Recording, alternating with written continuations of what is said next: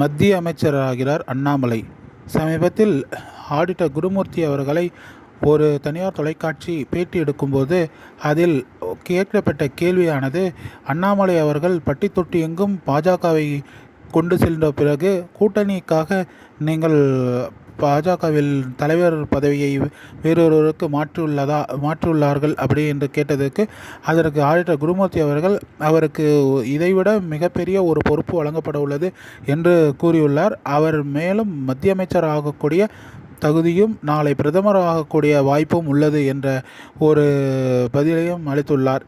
ஏனென்றால் அண்ணாமலைஜி அவர்களின் உழைப்பு உன்னதமானது. தமிழகத்திலே பாரதிய ஜனதா பட்டித்தொட்டி எங்கும் பரவியுள்ளது என்றால் அது அனைவருக்கும் அறிந்த முகமாக பாரதிய ஜனதாவின் ஒரு முகமாக தமிழகத்தில் தற்போது உள்ளவர் அண்ணாமலைஜி அவர்கள். அண்ணாமலைஜி இல்லை என்றால் இன்று பாரதிய ஜனதா தமிழகத்தில் அசுர வளர்ச்சி அடைந்திருக்காது.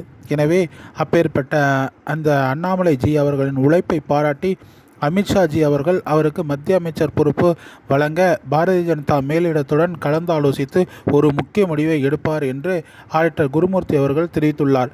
இது ஏற்கனவே அமித்ஷாஜி அவர்கள் மாநில தலைவர் தேர்தல் நடக்கும் முன் முதல் நாள் ஆடிட்டர் குருமூர்த்தி அவர்களை சந்தித்தது குறிப்பிடத்தக்கது. மேலும் அண்ணாமலைஜி அவர்களும் ஆடிட்டர் குருமூர்த்தி அவர்களை சந்தித்தார்.